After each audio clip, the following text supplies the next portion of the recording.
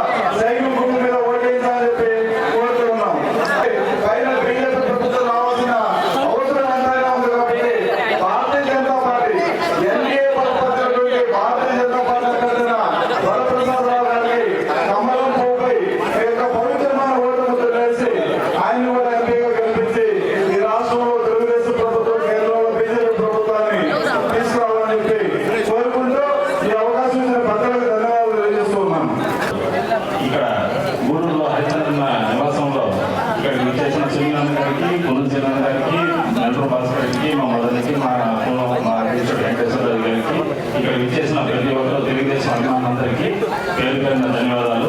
ఈరోజు మన ఇక్కడికి వచ్చిన ప్రతి ఒక్కరు రేపు సునీల్ అన్న రేపు ఏప్రిల్ 13 తారీఖు ఎలక్షన్ జరుగుతున్నది. మన మే 13 ఎలక్షన్ జరుగుతుంది. మనందరం కలిసికట్టుగా పనిచేసి మంచి మెజారిటీతో సునీలను గెలిపించి మన హరిశ్చంద్రన్న పేదవాళ్ళకి చాలా మందికి సహాయపడుతుంటాడు. తొందరలో అతను కూడా దీపావళి పంచాయతీ మొత్తం తిరుగుతామంటున్నారు. సునీల్ అన్న సహకారంతో మంచి మెజారిటీ కావాలన్న అందరూ కలిసి చేస్తామని కోరుకుంటూ సెలవు. గూడూరు మాజీ శాసనసభ్యులు, గూడూరు ప్రస్తుత కూటమి పార్టీల అభ్యర్థి మా పాసం సునీల్ కుమార్ గారికి, అలాగే గూడూరు పట్టణ అధ్యక్షులు పులిసీనకి, మా మిత్రుడు చింతరామయ్యకి, నాగరాజ్కి, అలాగే ఈరోజు పార్టీలో నన్ను నమ్మి వచ్చి చేరడానికి వచ్చినటువంటి సాయికి, దేవాదాయ శాఖ దీపుకి, సాయికి, ప్లంబర్, అలాగే రామయ్య నాయుడు, అలాగే జగన్, అలాగే ముజాహిద్, అలాగే కాదర్, ఇలాగా నన్ను నమ్మి ఇక్కడికి వచ్చి ఈరోజు పార్టీలో చేరిన ప్రతి ఒక్కరికి పేరు పేరున ధన్యవాదాలు. మనం అందరం మంచి బాటలో నడుస్తున్నాం. ఫస్ట్ నుంచి కూడా మనతో తిరుగుతున్నటువంటి కొంతమంది మంచి మిత్రుల్ని ఒక మనిషి విషం కలుగుతూ నా దగ్గర నుంచి దూరం చేయడానికి ప్రయత్నిస్తున్నాడు. ఆ వ్యక్తికి నేను సూటిగా చెప్తున్నా, ఫలితం భవిష్యత్తులో అనుభవిస్తావు. అదేవిధంగా నన్ను నమ్ముకున్న నా సోదరులు ఇంకా మిగతా వాళ్ళు కూడా నా దగ్గరికి వస్తారని నమ్మకం నాకుంది. ఎందుకంటే నేను న్యాయం పక్కన నిలబడ్డా, ప్రజల పక్కన నిలబడ్డా. మనం ఉండేది ప్రజాస్వామ్యంలో. ఈ ప్రజాస్వామ్యం అనేది గత 4 ఏళ్లుగా, మొదటి సంవత్సరం కన్ఫ్యూజన్లో ఉండేది, తర్వాత 4 ఏళ్లుగా నేలకేసి కాలకేసి రాసేశారు. అలాగే వాక్ స్వాతంత్రం లేదు ఆంధ్రప్రదేశ్లో. ఎవరైనా స్వచ్ఛందంగా వచ్చి మీరు చేస్తుంది తప్పు అని మాట్లాడితే చాలు కేసులు పెడతారు, లేకపోతే వాళ్ళని ఇబ్బంది పెట్టే ప్రయత్నం చేస్తారు. ఇలాగా ప్రజాస్వామ్యబద్ధంగా నడిపినటువంటి ప్రభుత్వాన్ని మనం 4 ఏళ్ల పాటు చూసాం. మనం చేసుకునే వ్యాపారాల్లో చేపెట్టారు, సొంతంగా లాగేసుకున్నారు. అడిగితే దౌర్జన్యం, ఏమైనా మాట్లాడితే నాన్ బెయిలబుల్ కేసులు పెడతారు. ఒక గ్రామం గూడూరు రూరల్ పట్టణానికి తరలి రావడం చూసాం మనం. ఎందుకనంటే ఒక వ్యక్తి మీద అన్యాయంగా కేసు బనాయిస్తూ ఉంటే అక్కడికి మరి గ్రామమే తరలిచ్చి వ్యతిరేకించినటువంటి పరిస్థితి. ఈ విధంగా ప్రజాస్వామ్య వ్యతిరేక విధానాలు అనుసరిస్తూ అన్యాయం, అరాచకం, నియంతృత్వం, విశృంఖలత్వం ఇవే మోటివ్గా గత 4 ఏళ్ల సాగినటువంటి దుర్మార్గమైనటువంటి ఈ వైసీపీ పాలనని మనం అందరం కలిసి కట్టుగా అంతం చేసి రాజకీయంగా ఇంటికి పంపించాల్సిన అవసరం ఉంది.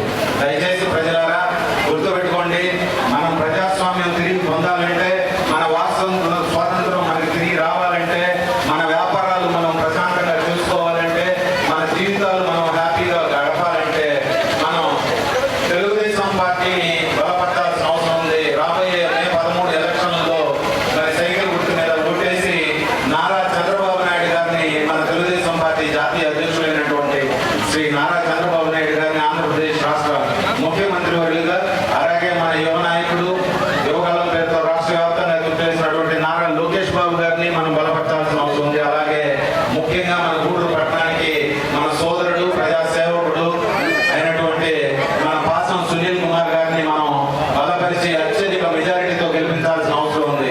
సోదరులారా, ఈ సందర్భంగా నేను మీకు ఒక చిన్న విన్నపం చేసుకుంటాను. చాలా మంది చాలా విధాలుగా మాట్లాడుతుంటారు నా సోదరుడు గురించి. సునీల్ అంటే కొంతమంది తప్పుడు ప్రచారం చేస్తుంటారు. ఇక్కడ ఎమ్మెల్యేలుగా పనిచేసినటువంటి అనేక మంది కన్నా, మొన్నటికి మొన్న వచ్చినటువంటి వ్యక్తి కన్నా, ఇక భవిష్యత్తులో ఎవరు వస్తారో మనకు తెలియదు, కానీ అందరికన్నా మంచోడు మన సునీల్.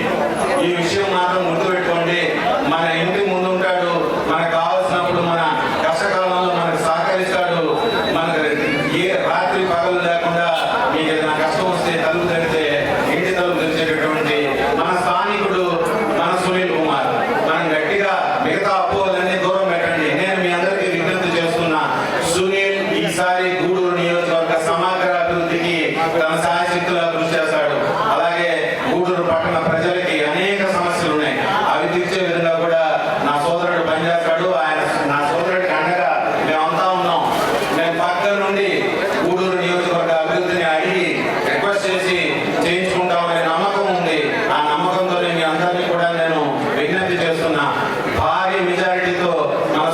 పార్సన్ సునీల్ కుమార్ గారిని సైకిల్ గుర్తు మీద ఓటేసి గూడూరు శాసనసభ అభ్యర్థిగా ఎన్నుకుని గూడూరు మన శాసనసభకు పంపించినట్లయితే ఆ భగవద్ అనుగ్రహంతో శ్రీ నారా చంద్రబాబు నాయుడు గారు కాబోయే ముఖ్యమంత్రి వర్యులు వారి అనుగ్రహంతో ఇంకా పెద్ద పదవులు నా సోదరుడు తీసుకొని వచ్చి మన ప్రాంత ప్రజలందరికీ మన గూడూరు డివిజన్ ప్రాంతానికి అతను అభివృద్ధి చేయాలని నా కోరిక.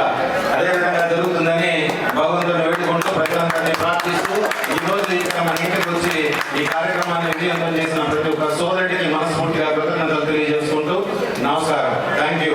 అలాగే ఇప్పుడు సోదరులు పార్సన్ సునీల్ కుమార్ గారిని మాట్లాడాల్సిందిగా కోరుతున్నాను.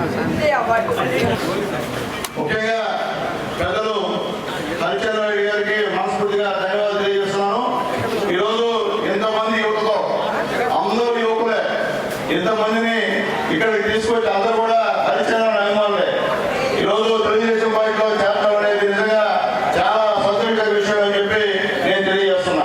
అలాగే ఈ కార్యక్రమానికి ఇచ్చేసినటువంటి పెద్దలు మా పార్టీ అధ్యక్షుడు సునీల్ శరణ గారికి, పెద్దలు జిల్లాధికారి ప్రతినిధి బిల్లు చంద్రబాబు గారికి, పెద్దలు భాస్కర్ రెడ్డి గారికి, రాజు గారికి, అలాగే మున్సిపల్ కౌన్సిలర్ శివకుమార్ గారికి, యువత పార్లమెంట్ సెక్రటరీ మా ప్రణీత్ యాదవ్ గారికి, రహీం గారికి, అలాగే నాగరాజు గారికి, పెంచిరాయ్ గారికి, మా మధురెడ్డి గారికి, అలాగే ఇప్పుడే పార్టీ కండువా వేసుకొని తెలుగుదేశం పార్టీలో జాయిన్ అయినటువంటి సోదరుడు దీప్ రెడ్డి గారు, అలాగే సాయి గారు, వాళ్ళ యొక్క కాదర్ గారు, సాయి గారు, రామయ్య నాయుడు గారు, జగన్ గారు, మిగతా ఇక్కడ వచ్చినటువంటి రాఘవయ్య గారికి, కిరణ్ గారికి అందరూ కూడా పేరు పేరున ధన్యవాదాలు తెలియజేస్తాను. ఆయన నేను మీ అందరికీ ఒక రిక్వెస్ట్ చేస్తున్నాను బాబు, మీరందరూ కూడా గూడూరు లిమిట్స్ లో ఉన్నటువంటి వాళ్ళు, గూడూరు నియోజకవర్గ అభివృద్ధి,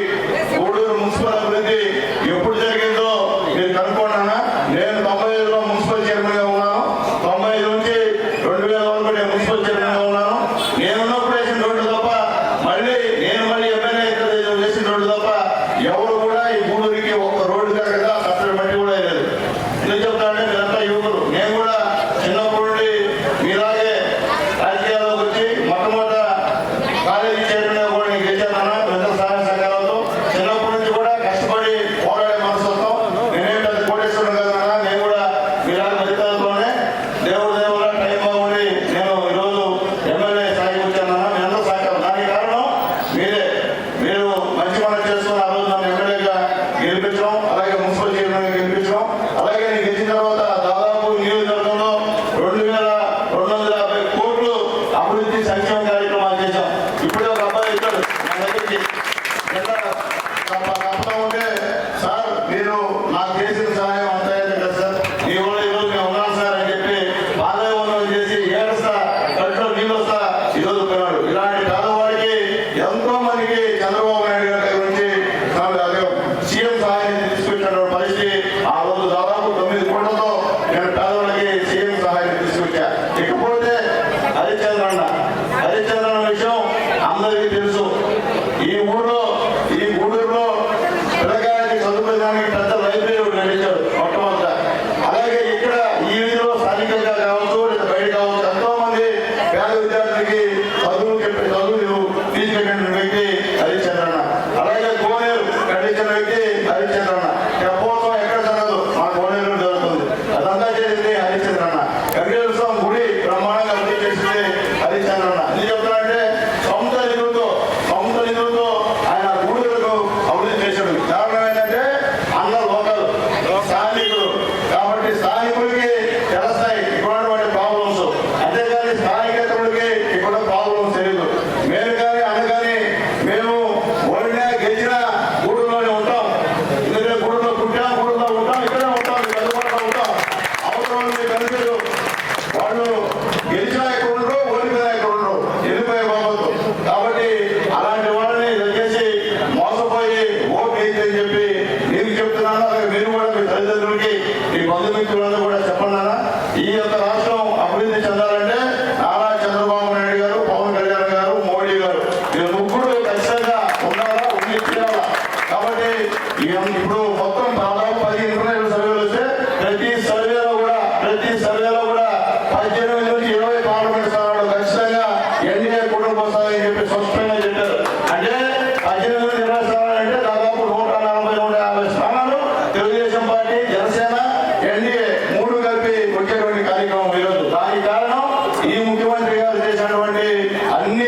నిర్ణయాలు. మనకి రాజధాని లేదు, మనం ఎక్కడ రాజధాని అంటే చెప్పే దిక్కుమొక్కు లేదు. అలాగే ఈరోజు మద్యం ధర విపరీతంగా పెరిగిపోయింది. కల్తీ మద్యం ధర చనిపోయారు, 30 లక్షల మంది అనారోగ్య పాలయ్యారు. ఈ జగన్మోహన్ అయితే మనం 100 రోజులు బతకాల్సిన 10 రోజులు చచ్చిపోతాం. లేకపోతే పెరాలసిస్ స్ట్రోకో, లివర్ స్ట్రోకో, హార్ట్ అటాకో ఏదో ఒకటి వచ్చి చనిపోయే ప్రభావం. దానికి కారణం ఏంటంటే ఇది కల్తీ మద్యం అని చెప్పి నేను తెలియజేస్తున్నాం. Water bottle Chandrababu Naidu government 60 రూపాయలు ఉంటే ఇప్పుడు వాటర్ బాటిల్ 150 రూపాయలు, 200 రూపాయలు. బ్రాండ్ పేరు కూడా తెలియదు. డబ్బులు పెట్టి 150 మంది ఇస్తావారు, 200 మంది ఇస్తావారు పరిస్థితి రోజు ఇక్కడ ఉంది. అట్లాగే యువత డ్రగ్స్ మొత్తం డ్రగ్స్ కేంద్రంగా 57 తయారైంది. బంగ్యాకు రకరకాల డ్రగ్స్ ఈరోజు పిల్లలకి నేర్పించి పిల్లలు కూడా చిన్నప్పటి నుండి మత్తులో ఉండే పరిస్థితి రోజు చూస్తున్నాం. కాబట్టి మత్తుల వారిని ఎవరు పడుతున్నా తల్లిదండ్రులు మనందరినీ ఎంతో అభివృద్ధి చెందాలి మా బిడ్డని చెప్పి కలగనున్న పరిస్థితి. దయచేసి ఆ జోలికి పోతుందని చెప్పి ఈ సందర్భంగా అందరూ కూడా నేను తెలియజేస్తున్నా. కాబట్టి ఈసారి చంద్రబాబు నాయుడు గారు గెలిస్తే ఖచ్చితంగా అమరావతి మన రాజధాని. దాంట్లో రెండో మాట లేదు, వేరే రాజధాని లేదు. అట్లాగే ముఖ్యంగా మనం గూడూరు వాళ్ళగా మన ఆలోచన ఏంటంటే మనం తీసుకెళ్లి తిరుపతిలో కలిపారు. ఎక్కడ? తిరుపతిలో. ఎస్పీ గారికి కలవాలా తిరుపతి పోవాలా, కలెక్టర్ గారికి కలవాలా తిరుపతి పోవాలా.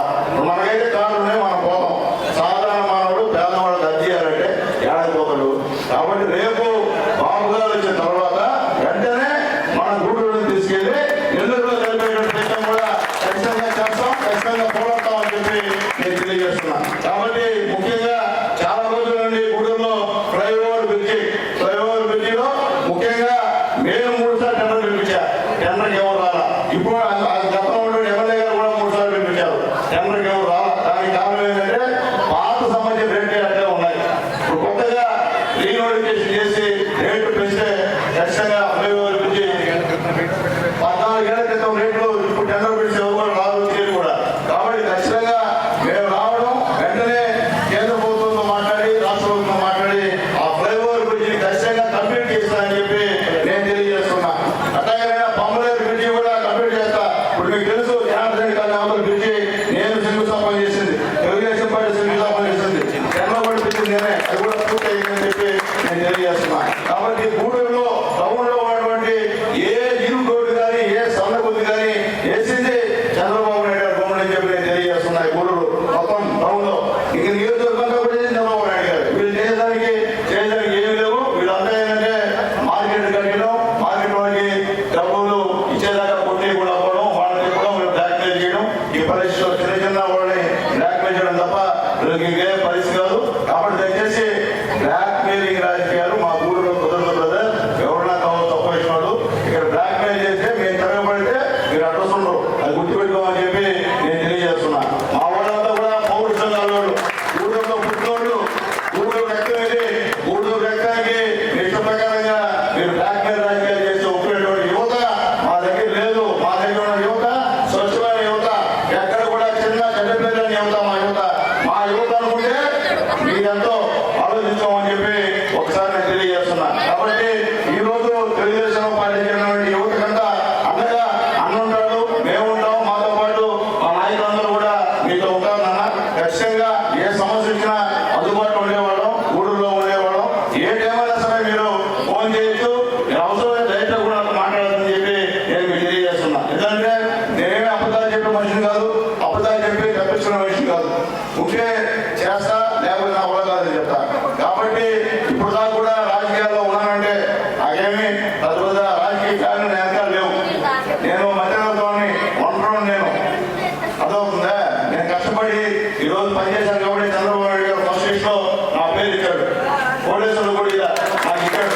అంటే నా పనిని చూసి నా పని చేసే తత్వం నా ఎన్విరాన్మెంట్ పార్టీ నా క్యాడర్ మా నాయకులు చేసే కష్టానికి పనిగా నాకు మొదటి దాంట్లోనే జాబితాలోనే నన్ను మా నాయకుడు కాలా చంద్రబాబు నాయుడు గారు బయటించారని చెప్పి అందరూ తెలియజేస్తూ ఇప్పుడు మంచి కాంబినేషన్ ఎప్పుడు నుంచో అన్నట్టు వస్తున్నా హరిచంద్రన్ అన్న రాండన్నా అంటే నేను కొద్దిగా మా పరిస్థితి బాగాలేదు, జగన్మోహన్ రెడ్డి బాగా చేస్తాడు, చూస్తున్నాడు. జగన్మోహన్ రెడ్డి గారు ఏం చేశారో అది హరిచంద్రన్ తెలుసు. కాబట్టి ఈరోజు అంత పెద్ద నిజాయితీ పడు, అంత పెద్ద మనిషి, పేదలకు సహాయం చేసే మనిషి ఈరోజు అక్కడనే ఈరోజు ఇరిటేషన్ చేసి బయటకు వచ్చే చేశారంటే ఇంకా పార్టీ